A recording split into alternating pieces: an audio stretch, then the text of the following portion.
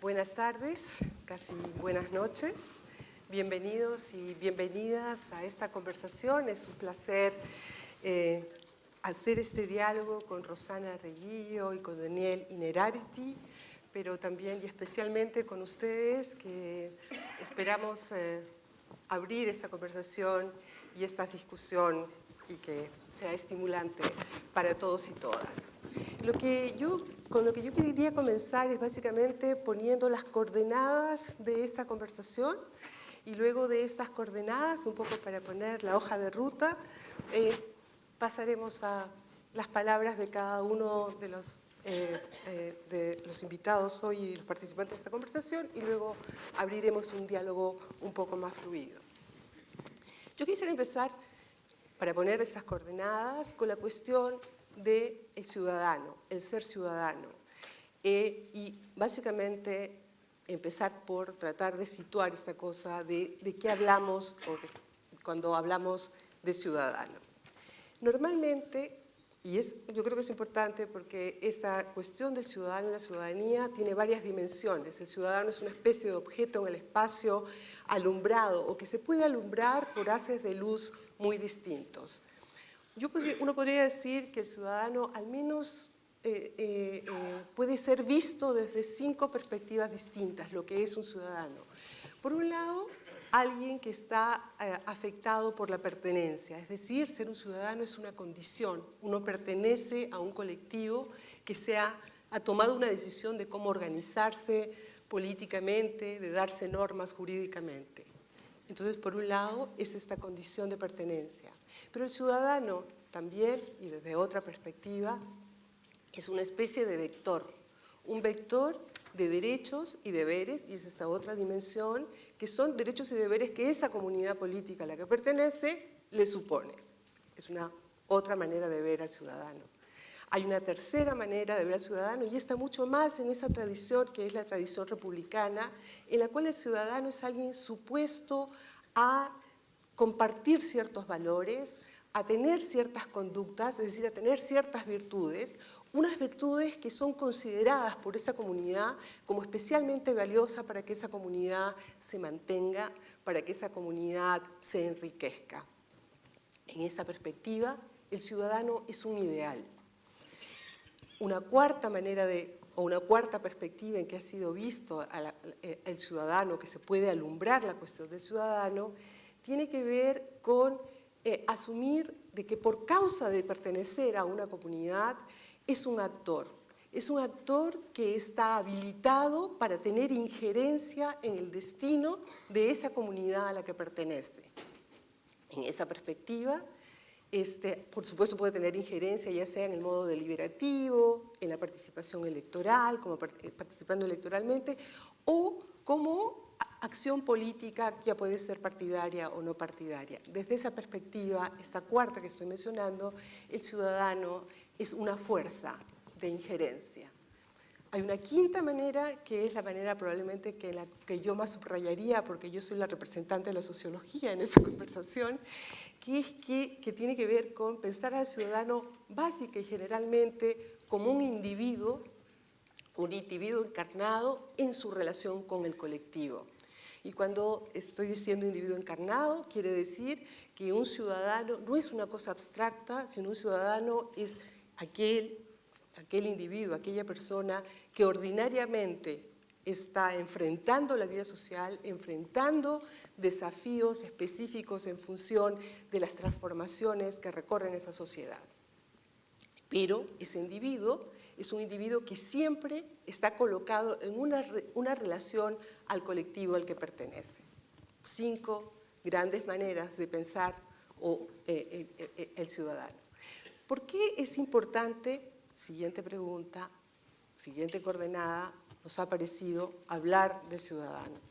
Yo creo que la respuesta es fácil y además creo que es algo que todos nosotros sabemos, hemos oído, compartimos, porque la cuestión del ciudadano se ha constituido en un problema, en una pregunta, y en particular, dicen los diferentes diagnósticos, porque han habido una cantidad de transformaciones, que son transformaciones de diferente índole que han cambiado las formas en que se pensaba tradicionalmente lo que era ser ciudadano o lo que se esperaba de los individuos en tanto ciudadanos.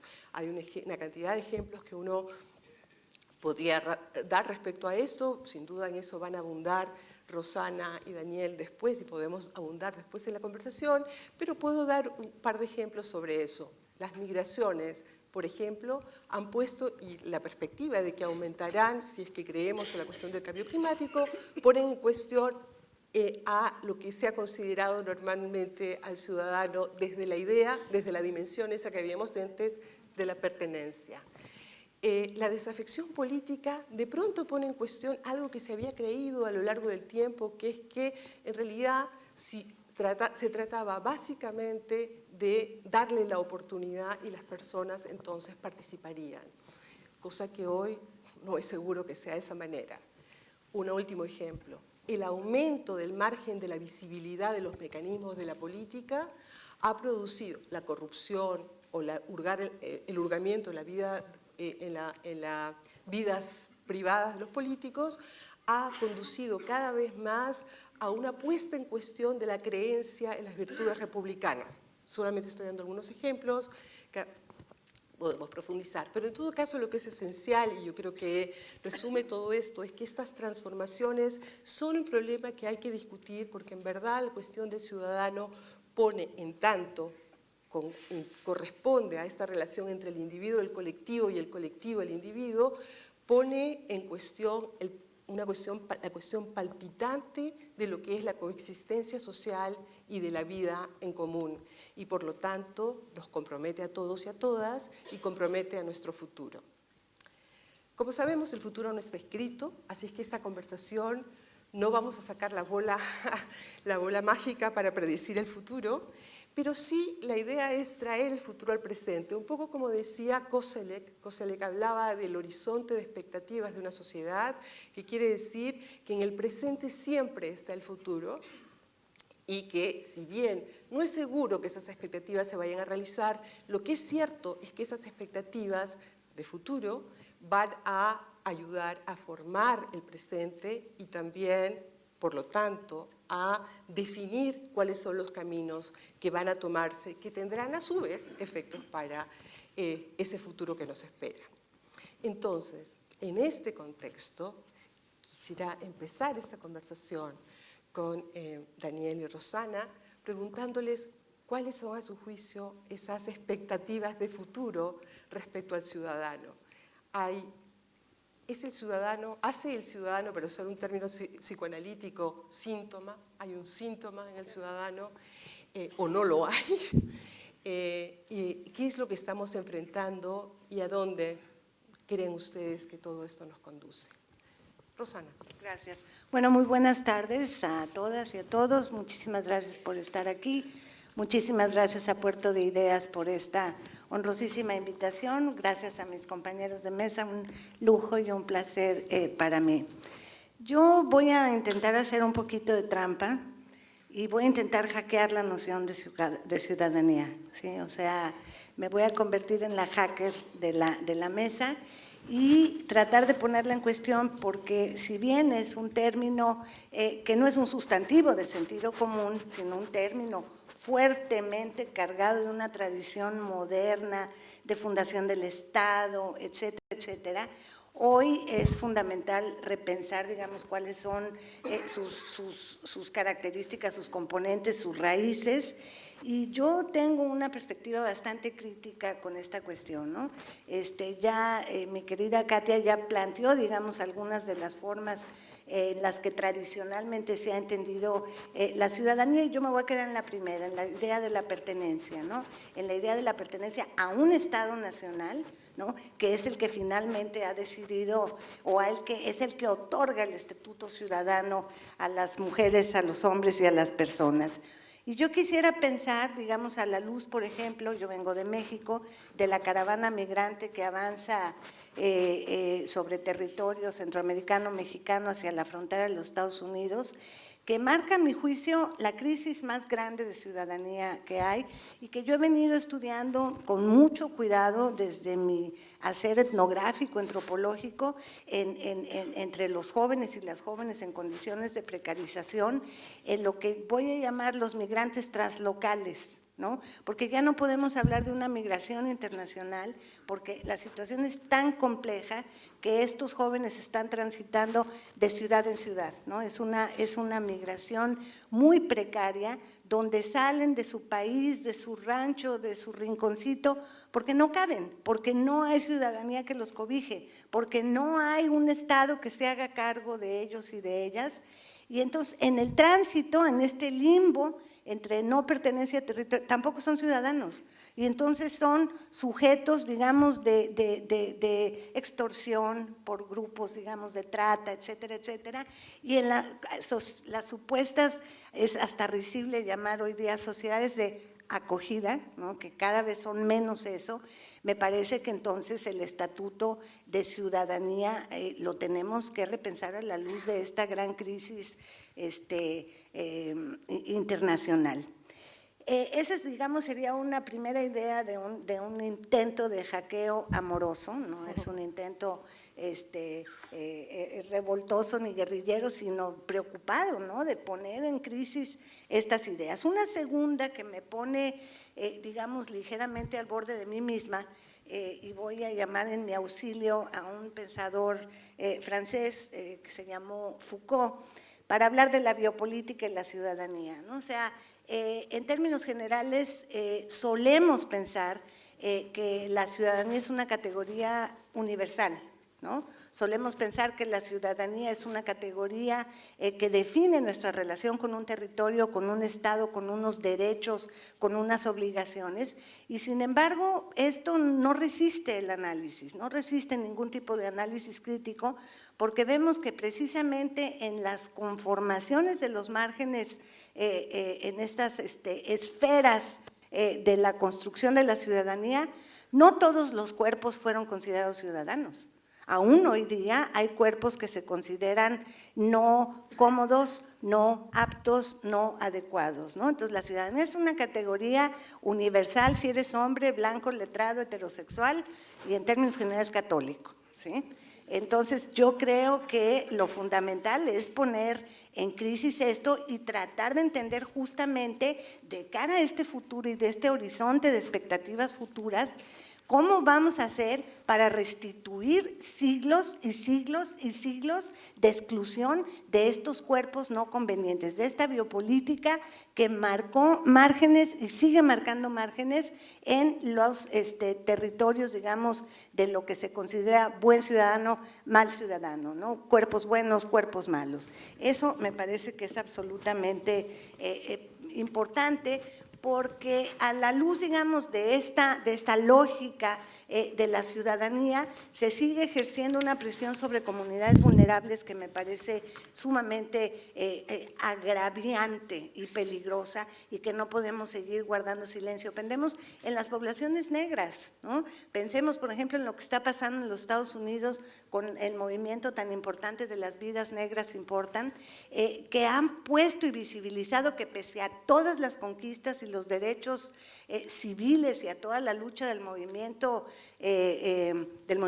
afroamericano, la brutalidad del Estado sigue ejerciéndose sobre estos cuerpos no convenientes. Entonces, ¿de qué ciudadanía estamos hablando, no? Y una tercera idea en esta línea del hackeo, quizá esta es más fuerte todavía y es lo que estoy, digamos, tratando de desentrañar, tiene que ver más con el trabajo de un gran pensador de lo contemporáneo, que es Achille Mbembe, un pensador camerunés, que ha introducido la noción de necropolítica para referirse al momento actual que estamos experimentando. Y Mbembe dice, a ver, la micropolítica, no es que yo tenga interés, dice Mbembe, en anular la noción de la biopolítica como la ciencia de la vida, ¿no?, o la política de la vida, sino que me parece que es importante, plantea Mbembe, entender que hoy estamos contra la emergencia de poderes no necesariamente estatales, sino fundamentalmente estatales, que han construido el necropoder, que es el poder de hacer morir. ¿Sí? Y lo estamos viendo en distintos lugares del mundo, lo vemos en Asia, lo vemos en África, lo vemos en América Latina con muchísima claridad. En estos contextos, por ejemplo, estoy pensando en el caso de El Salvador, estoy pensando en el caso de Honduras, estoy pensando en el caso mexicano muy principalmente. Sabemos que las y los jóvenes, principalmente los jóvenes varones, están poniendo el cuerpo para aceitar la máquina de este neoliberalismo predador que ha utilizado la necropolítica como arma, digamos, de ataque a poblaciones. Entonces, cuando los chilenos, por ejemplo, le regalan al mundo una categoría tan dramática como zonas de sacrificio, que me parece una noción cargada, ¿no?, de fuertes sentidos, estamos hablando de una situación en la que la pregunta que yo me formulo es, ¿alcanza a compensar en términos de la ciudadanía? Yo no tengo respuestas, tengo muchas críticas, no tengo ningún as bajo la manga para decir, entonces vamos a hablar mejor de esto, pero sí creo que debemos sacar de su secuestro formalista la noción de ciudadanía. ¿Para qué nos sirve hoy esta cuestión? Y yo creo que en este sentido, la verdad, el pacto social que le dio densidad a la noción de ciudadanía, por el cual muchos de nosotros hemos luchado a lo largo de muchos años, está quebrado, está fracturado. Y entonces, de cara al futuro, me parece que lo fundamental es ver cómo vamos a intervenir en este presente para traer un futuro menos catastrófico de lo que está anunciando todas las, digamos, acontecimientos, devenires e ideas, ¿no? Yo tiendo a ser optimista, tiendo a guardar una cierta esperanza, pero creo que es urgente una intervención mayúscula, ¿no? Lo dejo aquí para escuchar a nuestro compañero. Daniel. Sí. Buenas tardes a todos y a todas. Yo también estoy muy contento y muy agradecido de estar hoy aquí. A la pregunta de qué es un ciudadano, qué es una ciudadana, yo creo que la mejor contestación que podemos hacer es una persona que con el tiempo que hace, en lugar de estar paseando en Valparaíso, está en este salón de actos. Eso es un ciudadano. Y a veces es a los que vienen a clases a los que no hay que explicarles las cosas, ¿no? Habría que explicárselo a los que están paseando, bueno, que también tienen su derecho, ¿no? Para mí ciudadanía es protagonismo. O dicho de otra manera, recuerdo aquel comentario sarcástico de Chesterton cuando decía que hay tres cosas que uno debe poder hacer por sí mismo, aunque se equivoque y las haga mal, pero que es mejor que las haga uno mismo que se las haga otro. Y el ejemplo que ponía era sonarse las propias narices, elegir a la propia mujer o la propia pareja y decidir en política. Es que yo te sueno muy bien, tengo una técnica de sonar las narices, yo te lo hago. Es que he conocido a una chica que… Es que yo ya decido yo por ti. No, mira, prefiero equivocarme yo en esos tres campos. Me podía haber puesto unos cuantos más, ¿no? ¿Por qué? Porque la democracia es un sistema político que intenta algo tan imposible, pero tan horizonte de expectativas, como que nosotros nos autogobernemos y seamos protagonistas de nuestro destino, ¿no?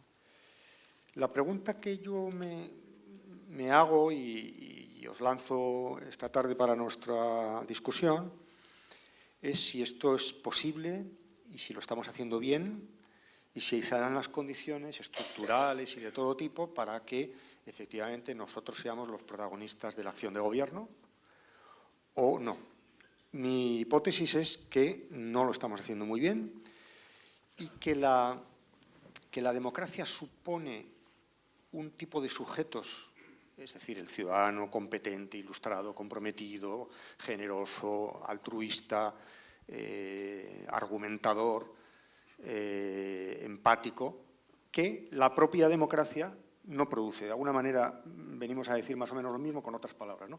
Yo creo que esta democracia tal y como la tenemos, esta sociedad en la que vivimos, no hace posible que la ciudadanía realmente tengamos, en relación con lo que pasa en la política, tengamos un protagonismo activo del estilo del que tendríamos que tener, ¿no? Y de alguna manera lo que tenemos es una democracia de los incompetentes, ¿no? Es decir, no somos competentes, de hecho, no somos competentes para entender lo que está pasando en la política. Yo creo que el primer déficit que hay en la política es un déficit de inteligibilidad.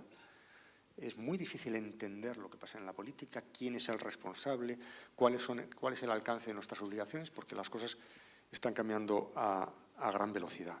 La causa fundamental de esto yo creo que es el aumento de la complejidad de la sociedad, ¿no? En sociedades verticales, jerárquicas, simples, donde no había interdependencias especialmente intensas, uno podía saber cuáles eran sus obligaciones, cuáles eran las obligaciones de aquellos que le representaban, que además le representaban claramente, y cómo llamarles a cuentas en el caso de que no estuvieran haciendo las cosas bien.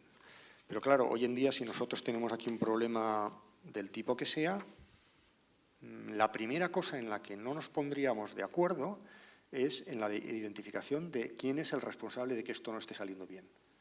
En Europa, siempre que un gobierno tiene que dar una mala noticia, saca de la chistera una carta que dice: Bruselas nos obliga a hacer estas cosas que no nos gustan, ¿no? Es magnífico, tenéis que inventar un Bruselas aquí cuanto antes, porque esto es una carta magnífica para cualquier representante político, ¿no? Y al revés, ¿no? Muchas cosas que las hace Bruselas y son buenas, las hemos hecho nosotros, que tenemos más contacto directo con los gobernados, ¿no? Bueno, entonces yo creo que en medio de esta confusión, ahora que estamos, dentro de unos meses tenemos elecciones europeas, y estamos muy preocupados porque concretamente en Europa, perdonadme que hable un poco de lo mío, va a haber un grupo muy potente de extrema derecha, de partidos antieuropeístas y tal, ¿no? Bueno, pues normal, llevamos muchos años con este juego fácil que consiste en echar el balón para adelante y crear una desafección, sencillamente porque la gente asocia la palabra Bruselas a algo terrible. Enzensberger publicó un librito que se llamaba El monstruo de Bruselas, ¿no? Bueno, pues eso es lo que piensa mucha gente, ¿no? Pero en fin, no lo toméis esto que es una anécdota como una categoría. La categoría es que no sabemos quién manda aquí, quién es el responsable, quién es el competente para qué tipo de cosas, ¿no? Por consiguiente, yo creo que la única solución, ¿puedo ya apuntar alguna solución, señora moderadora, o lo dejamos para una segunda vuelta? Yo creo que la única solución es volver a pensar cómo la ciudadanía, esa ciudadanía que no existe o que está deteriorada o que está desconcertada, cómo puede volver a adquirir las competencias necesarias para ejercer esa monitorización, esa visión crítica respecto de lo que pasa en el espacio público. El primer problema que nos encontramos es cómo determinamos lo que un ciudadano, una ciudadana tiene que saber. ¿Qué se trata? ¿De que sean catedráticos de Derecho Constitucional? Evidentemente no. No se trata de eso, pero seguramente tampoco nos pondríamos de acuerdo con gran facilidad en cuanto a qué tipo de cosas debe un ciudadano y una ciudadana en este momento saber para estar a la altura de de la expectativa que la categoría fuerte de ciudadano reclama, ¿no? Yo creo que hay al menos tres batallas que son interesantes para dar. La primera de ellas, yo creo que es muy importante, y por lo menos es una obsesión particular, y por eso yo he escrito unos cuantos libros en esta dirección. Hay que entender la lógica de la política. Muchas veces la gente vamos o nos relacionamos con la política y esperamos de la política que nos haga felices en la tierra, o que nos salve, o que, en fin, o va uno a un partido político para hacerse amigos, gran error, ¿no? Hay que entender que la política tiene una lógica, y es la lógica de una acción modesta, imprescindible, limitada, llena de condicionamientos, pero que puede tramitar ambiciones especialmente para aquellos cuya única esperanza es que la política funcione bien. Porque hay gente que le da igual que la política sea fuerte o sea débil, porque son ricos ya por su casa o tienen influencia de otra manera. Yo sí llevo muchos años con una peculiar cruzada de defensa de la política, porque veo detrás de una política bien hecha la esperanza de aquellos que no tienen ninguna otra esperanza que la política funcione bien.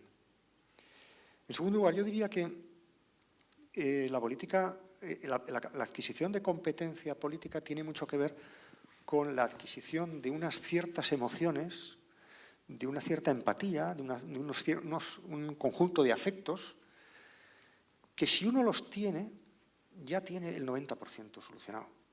Bueno, yo puedo no saber mucho derecho tributario.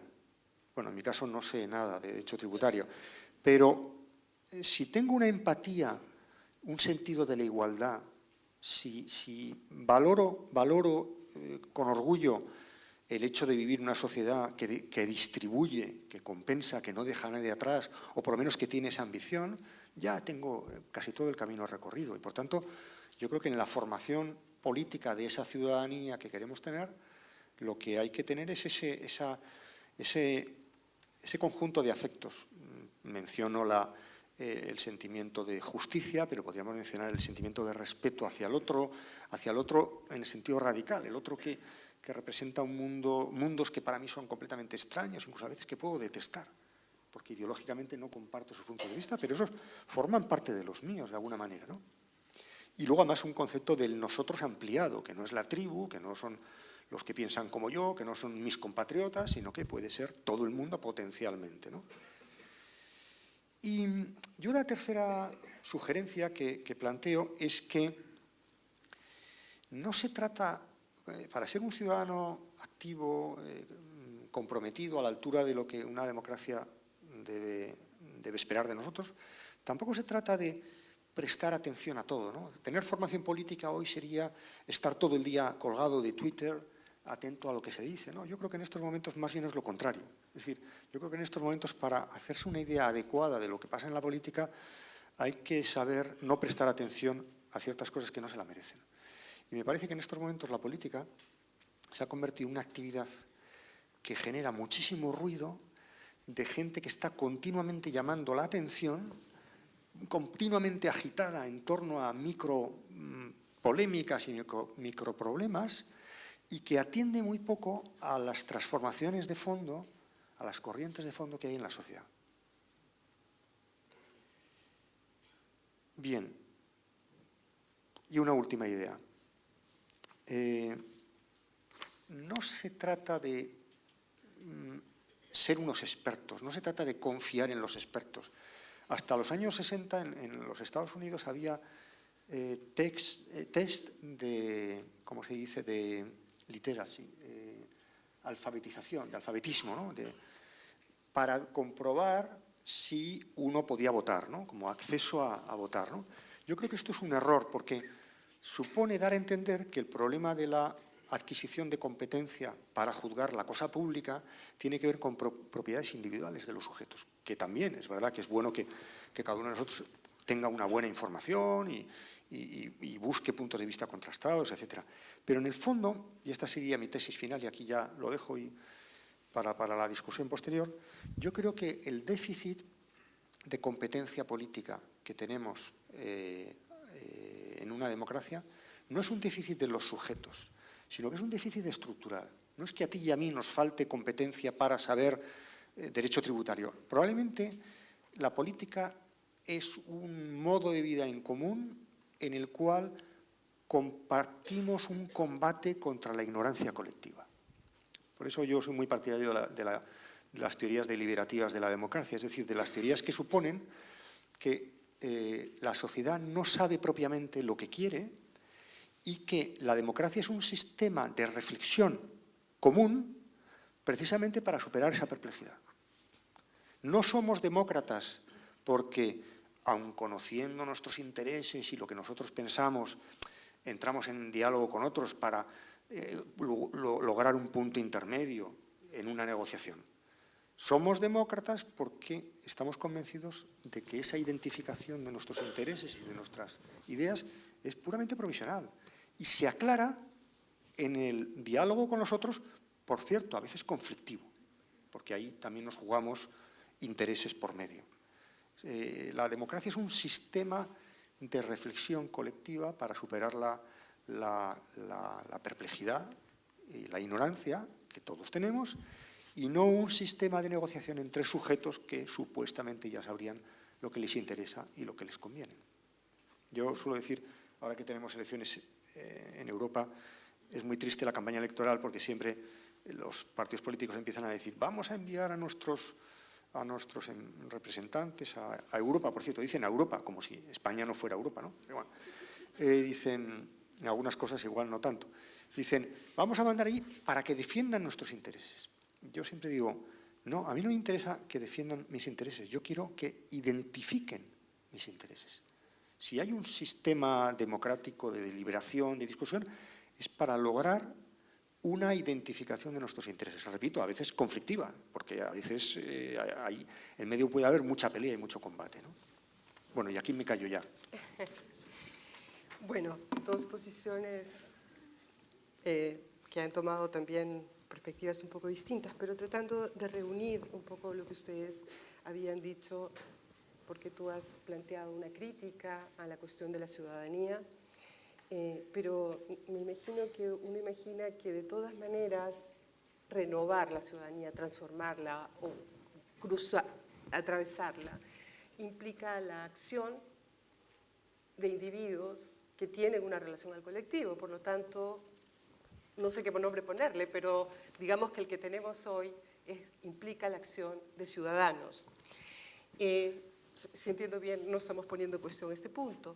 Y a mí lo que me gustaría, desde esa perspectiva, que es esta cuestión del protagonismo, de contar con ellos, yo quisiera hacerles una pregunta, porque yo vi también en tu trabajo, pero lo habías traído de una reflexión de Rebord Allon, ¿no? Del amor a la democracia. ¿Cómo se hace para contar con ciudadanos? O sea, en ese sentido, de gente que tiene una relación con el colectivo y un vínculo con ellos, en un momento en que aparentemente la gente o los individuos no aman ser ciudadanos, o sea, no tienen un amor por ser ciudadanos, o es que sí, porque antes de que haya toda esa cuestión cognitiva, etcétera, o el movimiento para poder transformar posiciones muy distintas, requerimos la agencia de algunos, y esa agencia de algunos implica que esos algunos quieran actuar. Entonces, ¿se puede cambiar? ¿Qué hay con ese amor? ¿Cómo se hace cuando la gente no ama ser ciudadano? O sea, yo estoy de acuerdo en la formulación, pero pondría el énfasis en la idea de esta desafección de la democracia, que es brutal, ¿no?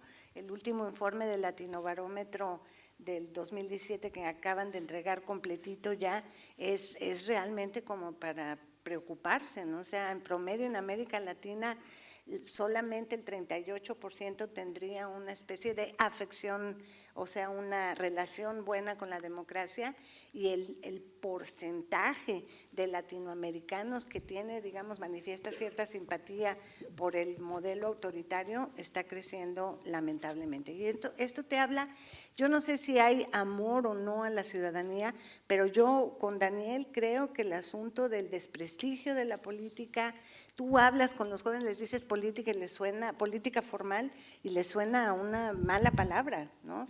Y ser político es sinónimo de ser corrupto, de ser abusivo, etcétera. Entonces, indudablemente yo creo en la acción, ¿no? Yo hago activismo también, además de mi trabajo académico, pero creo centralmente que estamos en un momento en el que lo fundamental para mí, para poder lograr transformaciones importantes, es fortalecer, voy a pedirte prestada tu palabra, de la competencia.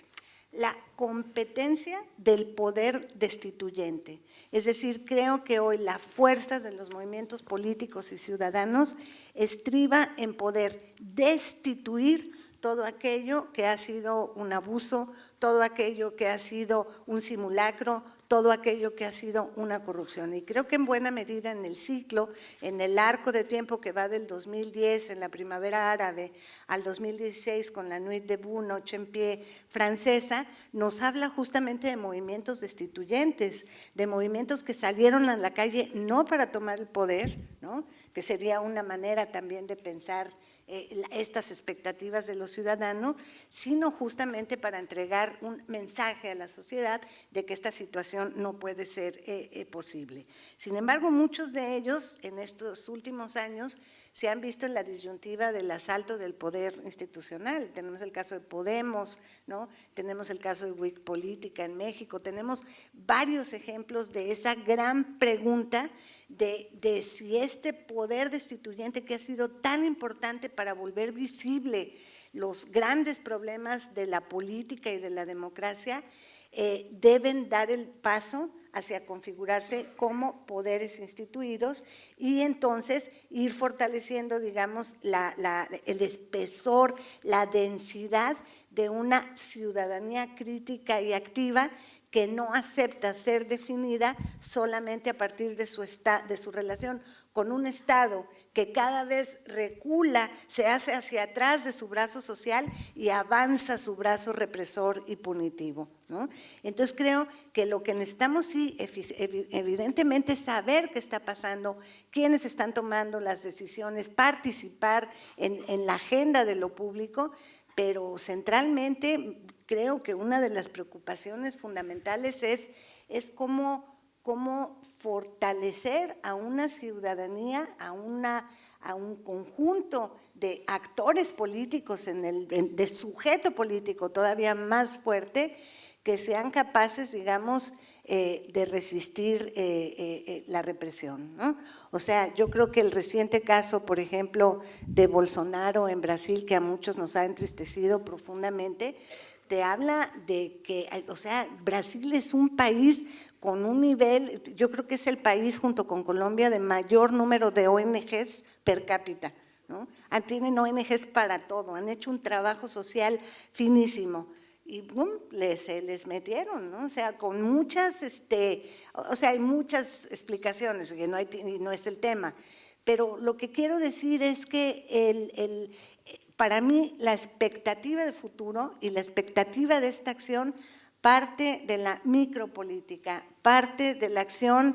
Me gusta mucho la idea de los afectos, ¿no? Yo trabajo teoría de las emociones, el ser afectado, el dejarte afectar por la situación de los otros, pero también creo que la crítica debe ser frontal y que no podemos seguir perpetuando este orden de cosas, este orden neoliberal, predador, extractivista, ¿no?, que va acumulando por desposesión. O sea, me parece que estamos en un momento verdaderamente grave, pero al mismo tiempo muy esperanzador, porque veo mucha efervescencia en muchos de los colectivos, no solamente juveniles, pero principalmente.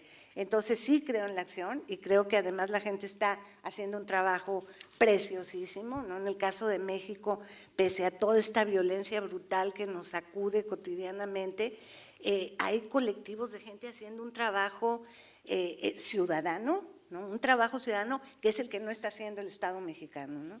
Entonces, perdón, pero yo estoy en un momento, digamos, en el que más que el optimismo o el pesimismo, me habita una cierta urgencia de intervención sobre la realidad.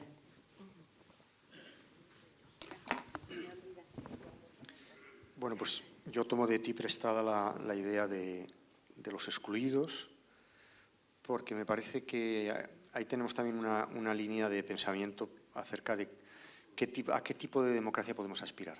Y lo explico brevemente, porque creo que esto es un campo de batalla apasionante para el futuro.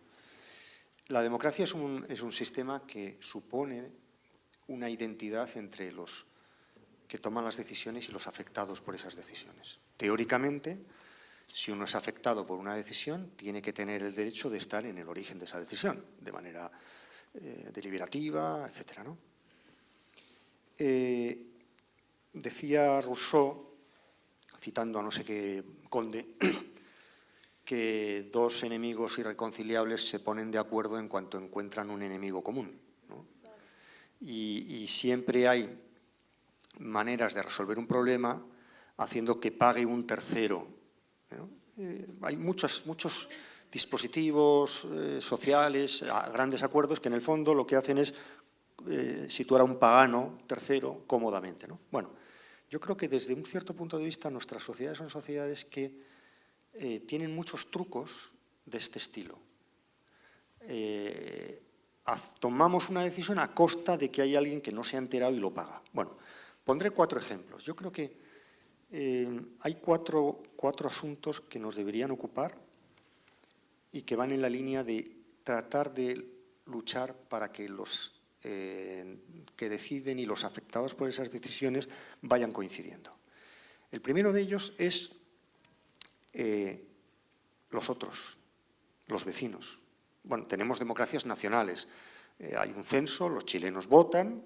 Bueno, ya los chilenos votan, pero parte de las decisiones que los chilenos tomáis tienen efectos en Argentina, incluso en Namibia.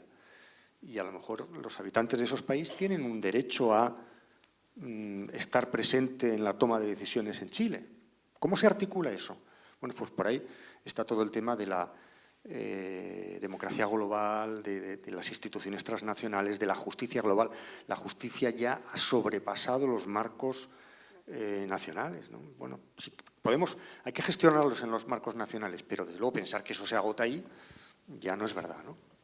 Sobre todo eso, con sociedades que tienen una capacidad de interdependencia, de afectar. Estamos afectando continuamente a los vecinos con las decisiones que estamos tomando.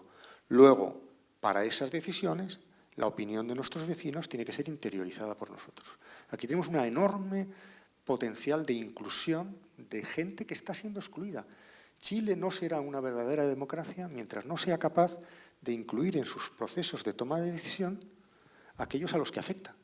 Bueno, Chile y cualquier otro país, ¿no? Yo suelo decir de broma que a mí, realmente más que votar en mi país, a mí me gustaría votar al presidente de los Estados Unidos. No veo por qué se me excluye, yo no puedo votarlo, ¿no? Y en mi pueblo, eso sí, en mi pueblo esto está clarísimo que hay que votar. Esta es una línea que hay que proseguir, ¿no? La línea de cómo en el terreno horizontal del espacio conseguimos incluir a nuestros vecinos, qué mecanismos institucionales, sofisticados.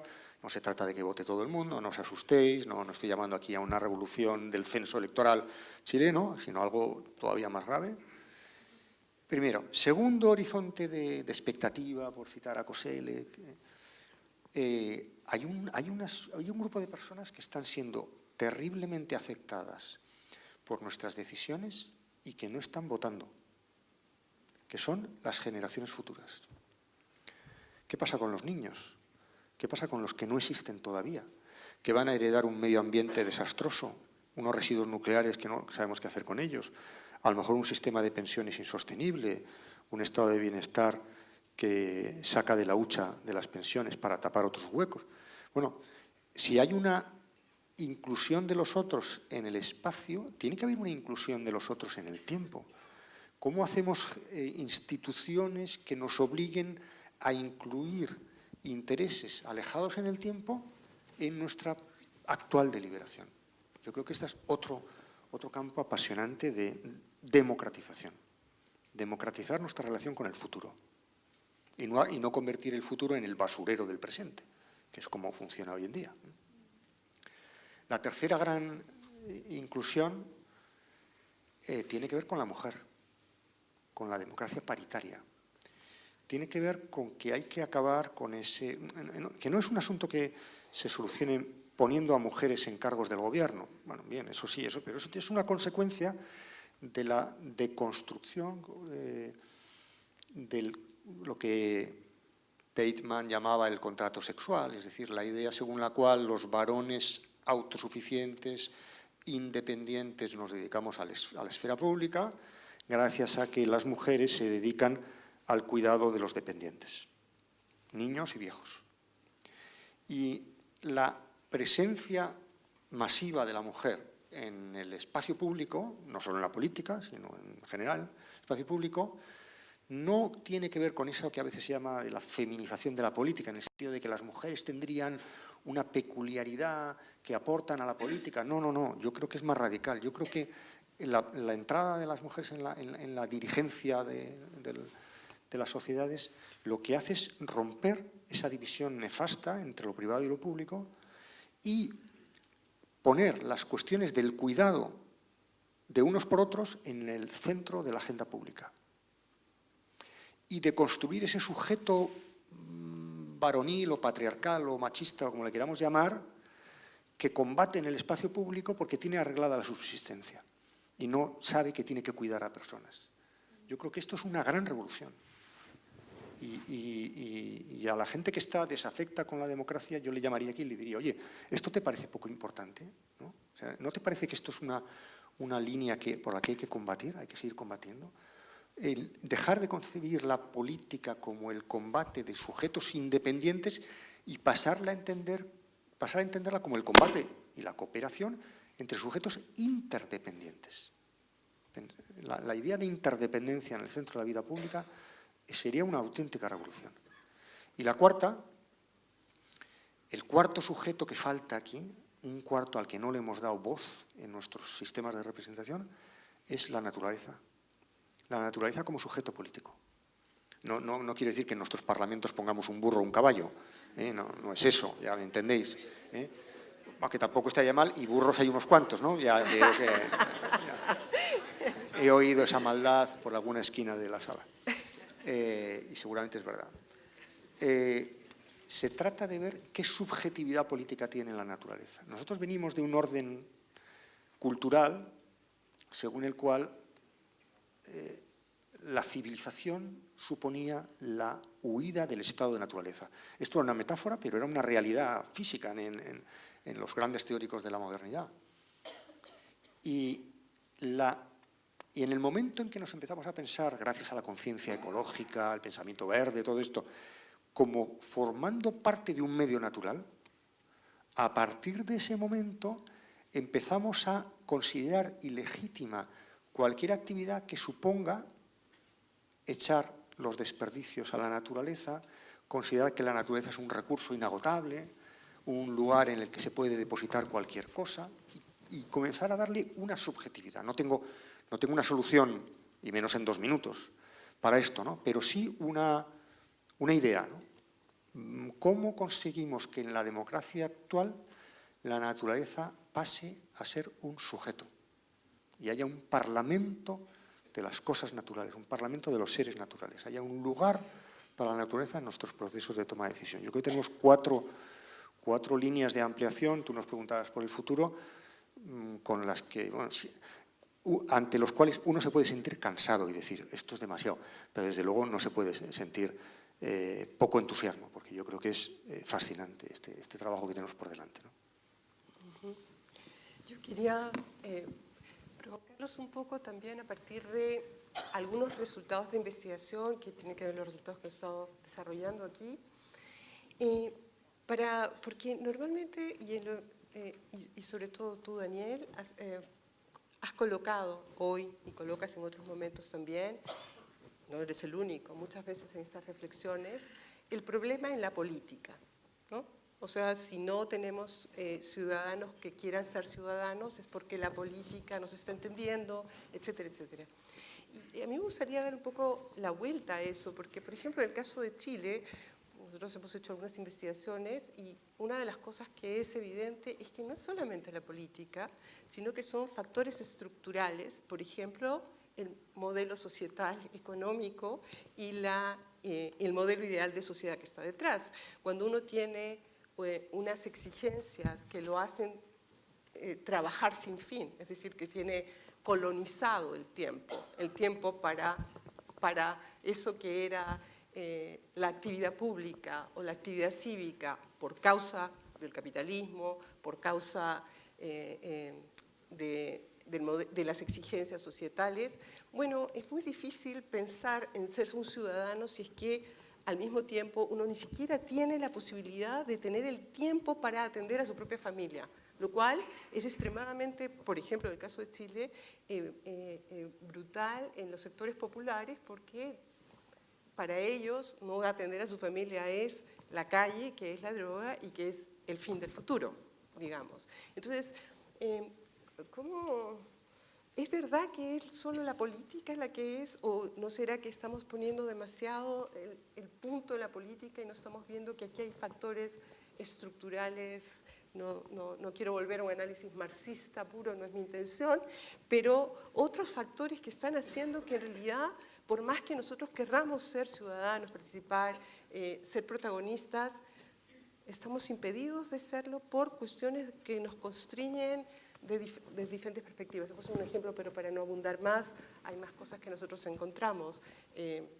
El tiempo es esencial para los activistas, el tiempo es esencial para los militantes, el tiempo es esencial para uno como una persona ordinaria en el mundo.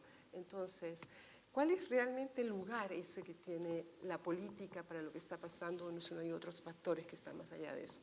Ahora le doy la palabra a Daniel y luego a ti. Bueno, mi perspectiva es desde la filosofía política, porque es a lo que más me dedico, lo que más me interesa en estos momentos, pero entiendo lo que tú dices. Yo diría lo siguiente. Yo por deformación, no sé si de que me hicieron así en casa desde pequeño, me hicieron pensar que siempre que hay un problema colectivo, un problema social, un problema político, lo primero que tiene que hacer uno es examinar su propia inserción y sus propias condiciones de posibilidad y de actuación en ese problema, y su propia responsabilidad, ¿no? Yo creo que tendemos con demasiada facilidad a desresponsabilizarnos, ¿no? Y a pensar, y entiendo tu objeción, no la quiero minusvalorar, ¿no? Pero tendemos a empezar a pensar que hay condiciones estructurales que nos dificultan hacer ciertas cosas que deberíamos hacer, ¿no? Y yo desde hace mucho tiempo insisto en que, siendo eso verdad, hay ámbitos de actuación, de compromiso individual, por donde hay que empezar y que no son de poca importancia. Voy a poner un par de ejemplos, ¿no? Uno hace política con el carro de la compra. O sea, eso de que la política es una actividad que tiene que ver con las elecciones y tal, no, yo estoy haciendo política continuamente. Si yo voy a comprar, del modo como yo compre, lo que compre, el modo como yo consuma, del modo como entienda la comida con amigos, con otros, como un acto individual, como un acto ordenado, como un acto social o no, de todo eso que es tan cotidiano, tan primario como comer, se siguen consecuencias de tipo político para todos, ¿no? Otro ejemplo, yo vivo en un pequeño pueblo donde una vez teníamos un alcalde que era muy malo y yo con unos cuantos vecinos y yo hicimos un pequeño movimiento para intentar descabalgarlo y hacer una lista electoral. Bueno, no conseguimos el número de personas suficientes para hacer una lista y nada, y sigue aquel alcalde, ¿no?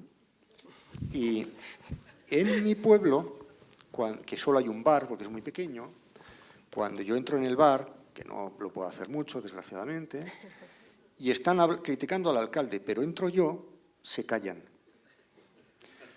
Porque tienen mala conciencia, pues saben que unos cuantos intentamos y esos ya no tienen derecho. O sea, yo creo que hay que preguntarse qué es lo que uno puede hacer, ¿no? Pasó este año pasado, ¿no? con el tema del Me Too. El tema del Me Too, o sea, todos sabíamos que había abuso sexual, sobre todo para el acceso a ciertas profesiones, a ciertas situaciones laborales, tal, en muchos sitios y en el mundo del cine. O sea, eso era conocidísimo, ¿no? Pero hubo una persona que hizo una denuncia, a lo mejor en un momento concreto, con unas palabras oportunas, y aquello desencadenó una reacción de la que ahora estamos sufriendo las consecuencias buenas, positivas, ¿no? Entonces yo me pregunto,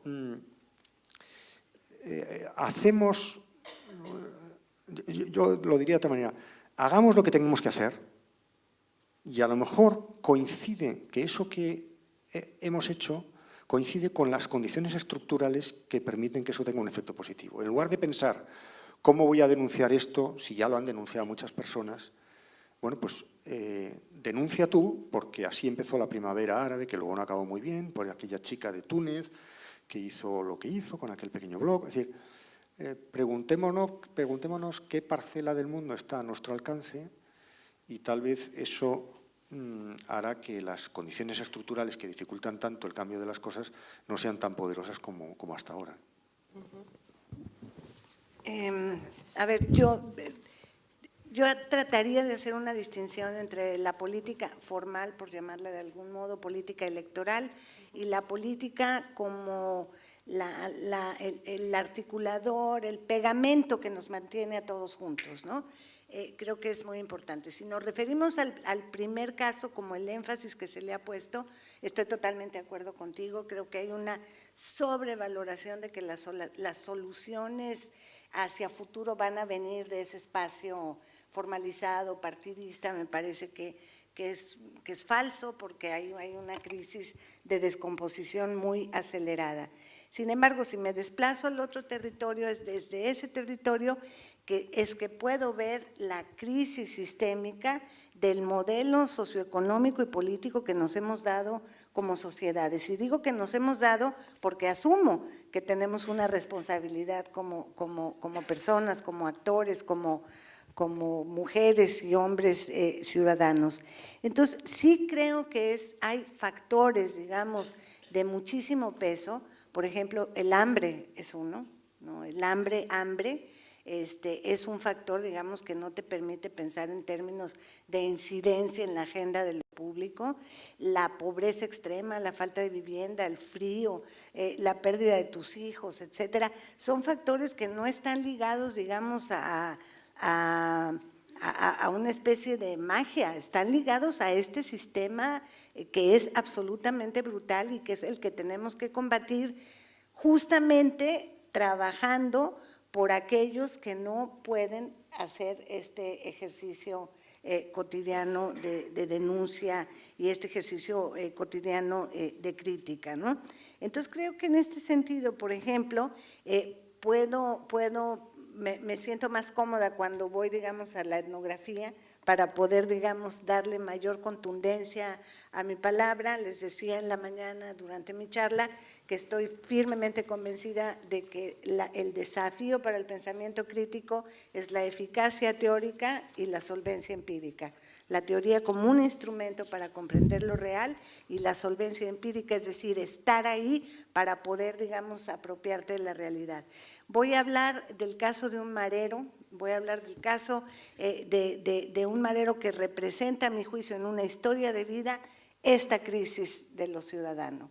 Él sale de El Salvador cuando la guerra brutal, el genocidio salvadoreño, sale con su familia, en el trayecto encuentran al ejército, le matan al padre, le matan a la madre, al hermano, parece que una hermana queda viva, pero él ya jamás lo sabe, y él logra cruzar a la frontera con Guatemala con su tía, un tío y un primo con síndrome de Down. Logran llegar a Guatemala, sobreviven, entonces estamos hablando de una primera frontera de guerra donde él es un tipo, es una criatura de 6 años y sus tíos, digamos, están en una condición de precarización absoluta. Al hacer este desplazamiento forzado, llegan a la frontera Tecumumán en Guatemala con México y ahí inmediatamente son acogidos por las redes del crimen. A él lo ponen, digamos, a hacer trabajo de hormiga, de avisar cuándo va a llegar la policía, etcétera, etcétera. Y entonces él entra en un circuito en el que no hay posibilidades de que esta criatura imagine ir a la escuela. Siguen el trayecto, los polleros que se les dice en México, que son los coyotes que cruzan a la gente hacia los Estados Unidos, le roban todo su dinero, el único anillo que conserva de su familia. Bueno, no les hago el cuento largo, llegan a la frontera con Caléxico, logran cruzar. La tía, el tío, el hermanito, que le ponía un apodo que era terrible, como suenan los bafles de una bocina descompuesta, cruzan, llegan a Los Ángeles, llegan a la zona salvadoreña de migración exitosa, Pico Union. El joven empieza a estudiar en la secundaria Belmont, es un destacado estudiante de literatura, ¿no? Y en eso está cuando Estados Unidos enloquece, ¿sí? 2003, Madeleine Albright decide que las maras son el problema de la invención del enemigo, de ese tercero, es el problema absolutamente nacional de seguridad. Entonces, él cuando está a punto de adquirir su ciudadanía es detenido por la migra, el chavo les canta América, para decirles yo soy gringo, ¿no? Yo no hablo español. Él tiene ya 14 años en ese momento, 15. Lo agarran y lo regresan a El Salvador, a una zona que se llama Soyapango, donde la violencia de la mara y de los salvatruchas y de la 18 es brutal. Se la cantan y entonces él tiene que volver a emprender el regreso hacia México. Entonces, el tema es que entra en múltiples circuitos donde la pregunta que yo me formulo es ¿cuál ciudadanía? ¿Cuál institución? ¿A quién responsabilizamos de esta cuestión? ¿No? Entonces, creo que es muy importante no perder de vista que la voluntad política que podamos tener los que estamos todavía de este lado del circuito de la protección no es suficiente para cobijar el desamparo de mujeres y de hombres que viven en el absoluto ayuno y orfandad ciudadana. Y que si hay alguna expectativa de futuro es justamente la acción colectiva cotidianamente en el día a día de la gente que sí podemos hacer este trabajo. Yo repito que mi habla, yo siempre creo en que hay que ser honesto con las condiciones de enunciación. Mi enunciación está marcada por una profunda preocupación porque yo veo que de Centroamérica hacia México el mundo se está desbaratando en lo cotidiano. No hay institución que resista la prueba democrática. Bueno, no sé si quiere agregar algo, Daniel, o para poder abrir el diálogo, entonces, que estaba prometido. ¿Tienen cualquier comentario, pregunta? Sí, por favor. Vamos a hacer 4 preguntas, todas de corrido, y después ustedes van a poder contestarlas. Hola, buenas tardes. Pregunta para don Daniel, por favor. En el mundo occidental, tal como lo conocemos hoy día, existe cierto consenso en definir a la ciudadanía como una calidad o estatus que nos permite de alguna manera influir en los destinos colectivos, ¿no es cierto?, mediante el ejercicio del derecho a elegir autoridades y a ser elegidos como tales. Esa concepción supone un cierto sentimiento de pertenencia y un sentido de responsabilidad por aquello a lo que pertenecemos, sea esto Estado, nación o país. A su juicio, en el futuro, ¿cuáles serían los elementos característicos o distintivos de ese estatus o calidad de ciudadano, considerando un mundo que ha evolucionado a pasos agigantados hacia una masificación del consumo, a relaciones entre el individuo y el colectivo más transaccionales y menos asistenciales? ¿Cuáles, a su juicio, serían esos elementos característicos de esa ciudadanía, o más bien de la ciudadanía, del futuro? Buenas tardes. La mía es bastante precisa en realidad. Cuando Daniel comenzó su intervención en relación al compromiso individual, comenzó con la frase «me enseñaron». Y en ese sentido yo quisiera escuchar su reflexión acerca de la relación de la educación o el rol de la educación en realidad en la formación del ciudadano, teniendo en cuenta la complejidad de que, número uno, la educación es parte de este sistema que, como habló Katia, es bastante complejo y evita el ejercicio de la ciudadanía democrático, en fin, y también con la complejidad de que tienes 2 extremos, el adoctrinamiento o el simplemente lavarte las manos y no hacer nada. También para Daniel quisiera saber, considerando estas 4 espacios que no se han considerado dentro de la política. ¿Qué opinión le merece el establecimiento en la Constitución ecuatoriana de los derechos de la Pachamama? Si le parece que va en el sentido correcto o no va en el sentido correcto. ¿Puedes repetir un poquito más alto porque no se escucha? Que para Daniel, que considerando esto el cuarto ejemplo de las cosas que hay que incorporar en la política, ¿cómo le parece el establecimiento en la Constitución ecuatoriana de los derechos de la Pachamama? Sí, Los derechos de la Pachamama, de la Madre Tierra. No, es que dice Pachamama, no dice naturaleza.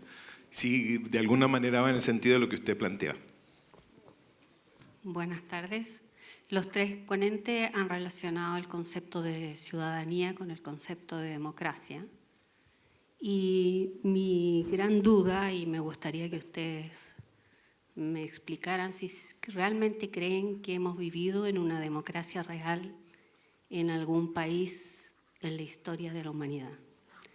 Porque creo que todos sabemos las características de la dictadura y, sin embargo, el concepto de democracia a mí me parece cada vez más abstracto. He luchado por ella, pero creo que hay intereses económicos que han luchado por dividirnos en países, en grupos, entre los políticos y los no políticos, pero que en realidad las decisiones las toman grupos económicos muy fuertes que son internacionalistas y solidarios. Me vas a tener que echar una mano considerable, porque aquí hay muchas cosas, ¿no? A ver si soy capaz. Primero, sobre la cuestión de la pertenencia. Yo entiendo la idea de pertenencia del grupo al que yo formo parte, del que yo formo parte, como una pertenencia que es legítima siempre y cuando esa pertenencia sea renovable, abierta, porosa, que se interrogue continuamente por nuestras prácticas de exclusión, que pregunte continuamente si estamos todos los que somos y somos todos los que estamos. Es decir, creo que solo tiene legitimidad democrática una pertenencia bajo esas condiciones. Si no es American First, o es el muro, o es la delimitación estricta entre nuestros intereses frente a las de los otros, en un mundo como el nuestro, donde hay efectos de contagio, afectación de lo que nosotros hacemos en otros lugares del planeta, donde la contaminación viaja de un país a otro y de un tiempo a otro, donde el cambio climático no respeta fronteras, etc., la única comunidad a la que yo puedo legítimamente pertenecer es una comunidad que está indeterminada y que tiene unas fronteras no en el sentido físico, sino unas fronteras mentales y de legitimidad abiertas a la continua reiteración de la pregunta ¿quiénes somos nosotros? Porque esa pregunta nos la tenemos que hacer una y otra vez. ¿Quiénes somos nosotros? Nosotros los que nos autogobernamos. ¿Estamos todos ahí, los que deberíamos estar? Y mis cuatro horizontes aluden a la inquietud que yo siento, que creo que podíamos sentir todos, de que probablemente no está todo el mundo. Que no hemos arreglado esto con la cuestión del censo electoral, una institución tan importante como para una democracia, pero que no es solamente un listado de los que votan. Porque ese listado, bueno, tenemos el caso de la migración, clarísimo, Rosana nos ha hablado y nos dirá más cosas si quiere, pero tenemos todo el caso que yo he planteado de la afectación de unos por otros, de los intereses de las generaciones futuras, de la incorporación y de la transformación democrática que supone la incorporación de la mujer a la dirigencia pública, o el tema de la naturaleza, ¿no? La otra cuestión sobre la educación, cómo evitar el adoctrinamiento por un lado y la indiferencia por el otro, ¿no? Bueno, no tengo así una fórmula mágica, ¿no? Pero creo que en el núcleo de la educación para la democracia está la idea de que la democracia es aprender a vivir juntos gente que no tienen por qué compartir las mismas opiniones, ¿no? Lo contrario es una tribu. Es decir, para lo que tenemos que educar es para un mundo que es cada vez más plural, cada vez más diverso, donde aparecen sujetos nuevos, individuos. Es decir, yo creo que está habiendo muchos avances en la línea de los derechos porque estamos centrándonos en gente que no encajaba en nuestras categorías. No solamente todo el mundo LGTBI, sino también los discapacitados, los migrantes. Es decir, esa atención focalizada en la pregunta ¿quién no está siendo integrado suficientemente en las categorías con las que entendemos la sociedad? Es una línea de avance, ¿no? Y por tanto, de alguna manera, de construir ese sujeto normal que tendemos a constituir enseguida, ¿no? Enseguida que hablamos de lo que significa la normalidad y lo que significa la excepción, ¿no? Enseguida, sabéis que todo el problema de la incapacidad de los hombres de darnos cuenta del mundo de las mujeres tiene su origen en un defecto cognitivo. ¿Sabéis eso? ¿No sabéis eso? Os lo cuento. Hay un defecto cognitivo de los varones que es que los varones no tenemos género, solo lo tienen las mujeres, ¿no? Entonces, cuando se habla de género, uno piensa en una mujer, porque los varones somos lo normal, ¿no? Lo normal, pero hay la mitad de la humanidad que tiene género y tal, una cosa rara y tal.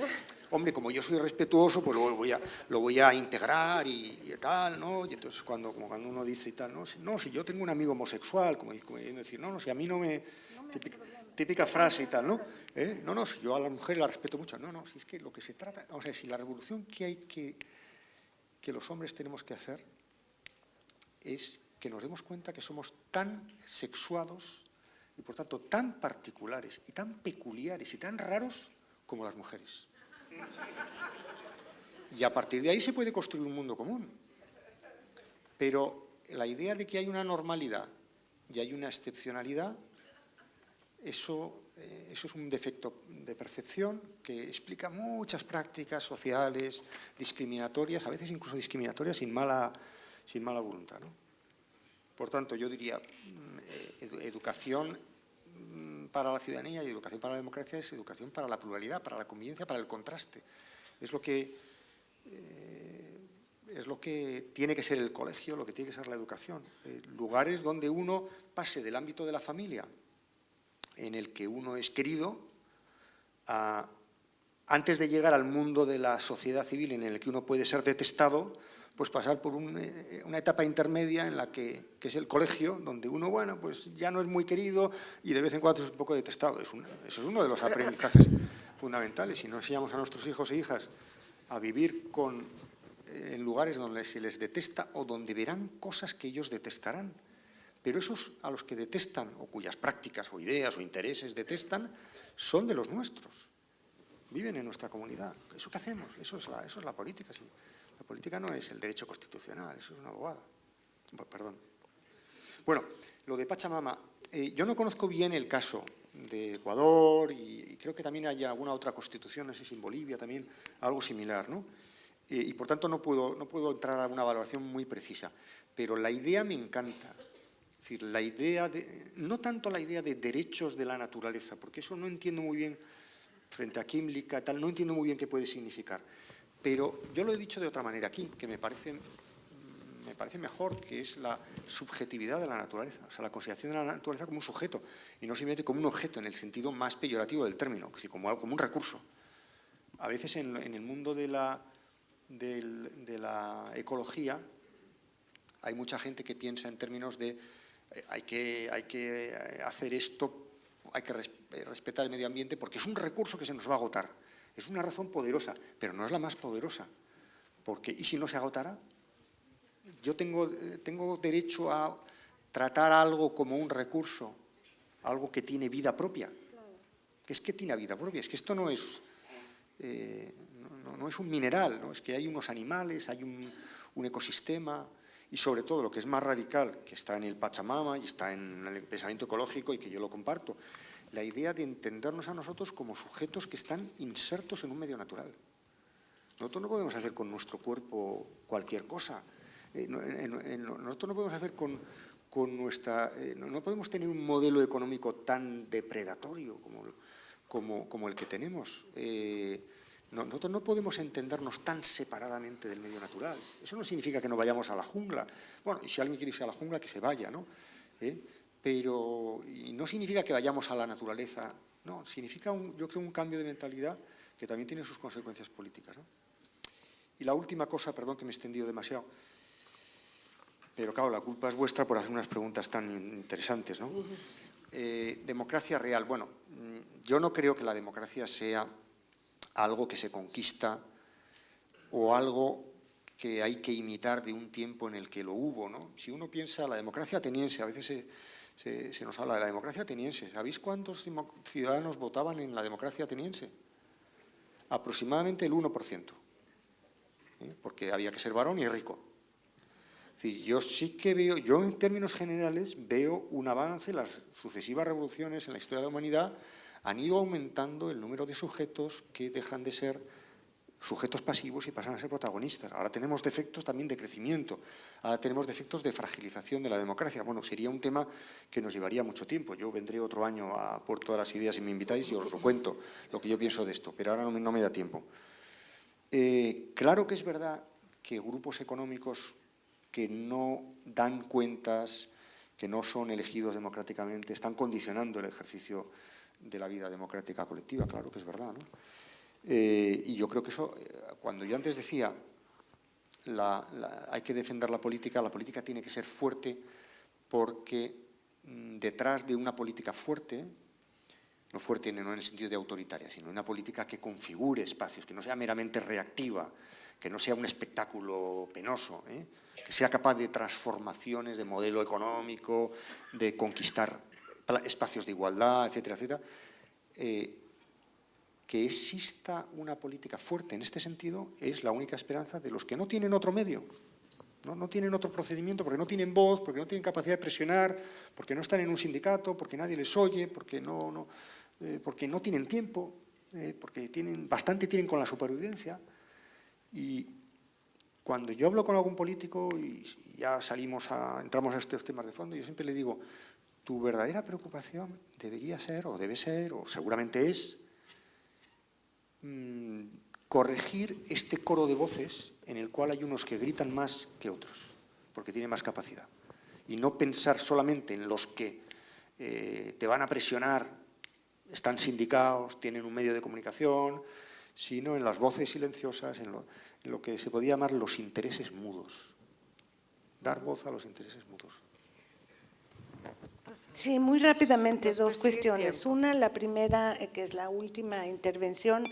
No, yo efectivamente creo que la democracia no es un estado acabado, que siempre es un horizonte de posibilidad para construir cuestiones, pero sí estoy convencida de que estamos en un momento en el que este modelo de sociedad, este sistema predador y extractivista está, digamos, tomando muchas decisiones por encima, digamos, de la superficie de la política. Y esto es verdaderamente grave porque hay un deterioro enorme de la calidad de la vida democrática, donde, por ejemplo, un ejemplo muy nítido serían las mineras canadienses que tienen contratados holdings de abogados, que están negociando en los congresos, que están consiguiendo permisos para el fracking, para el extractivismo, y que te habla, digamos, de un nivel de la política donde las decisiones las están tomando actores económicos. Entonces, creo que ahí hay muchísimo trabajo que hacer y lo conecto con la última cuestión, y es muy sencilla, que tiene que ver con la educación. Cuando yo escucho hablar de educación para la democracia, no me imagino una clase de un pizarrón de yo voy a votar o el 37%, etcétera, sino lo que pienso es justamente cómo somos capaces de desarrollar tecnologías de la imaginación, cómo somos capaces de alterar los imaginarios de las y los niños y de los jóvenes que piensan que la vida ajena, que la vida animal es sacrificable, cómo vamos a intervenir en estos imaginarios donde, por ejemplo, hoy me decía en la comida una nueva y muy interesante amiga que MV es algo negrito, ¿no? Como dirían acá en Chile, ¿no? O en México dirían, por ejemplo, está muy mono el niño, ¿no? Y el estar muy mono el niño ya te anuncia toda una carga ideológica, ¿no? O no seas indio, o no seas naco. Todas esas formas educativas que toleramos y permitimos son las que a fin de cuentas posibilitan que los gobiernos, ya no los estados, ejecuten medidas muy antidemocráticas. Entonces, no creo que es tan difícil, creo que hay una posibilidad y pasa justamente por interceptar y hackear las narrativas que están, digamos, cotidianamente a nuestro alcance. Lo tengo yo acá. Entonces, solo para cerrar, y respecto a la última intervención que también había sido dirigida, yo creo que estas presentaciones, estas discusiones, que creo que vienen de dos lugares distintos, ¿no? De que son lugares que tienen más que ver con una mayor cercanía con la democracia representativa, con el valor de la política como mediación, con el sistema político institucional, una reflexión desde ahí, y una reflexión que viene de otro lugar, de la política como acción política, más allá de los cauces tradicionales para su acción. Creo que las dos, de todas maneras, me parece, nos llevan, o yo diría, nos llevan a la idea de que la verdad es que los ciudadanos del futuro están por construirse, que requieren efectivamente una enorme creatividad, pero que esos ciudadanos del futuro, y eso me parece súper interesante también, puesto de las dos presentaciones, se van a construir en los actos ordinarios y cotidianos de cada uno de nosotros. Y yo creo que en eso es súper interesante también de los dos lados y también por las discusiones que hay, que esos actos ordinarios y cotidianos no necesariamente tienen que ser actos heroicos, que no hay que ser un héroe y destruir la vida de uno, como las militancias antiguas, porque las personas tienen sus vidas, están en el mundo social, tienen otras tareas que hacer, pero que la ciudadanía sí es una especie de alerta y vigilancia a las acciones ordinarias, cotidianas, sea cual sea el camino que uno elija. Pero, por supuesto, hay mucho que recorrer y quizá uno de los puntos de partida es, para retomar la cuestión de la ciudadanía y de la democracia, recordar que la democracia es un conjunto también de principios y normativos que son valores a alcanzar. Es decir, ni la ciudadanía ni la democracia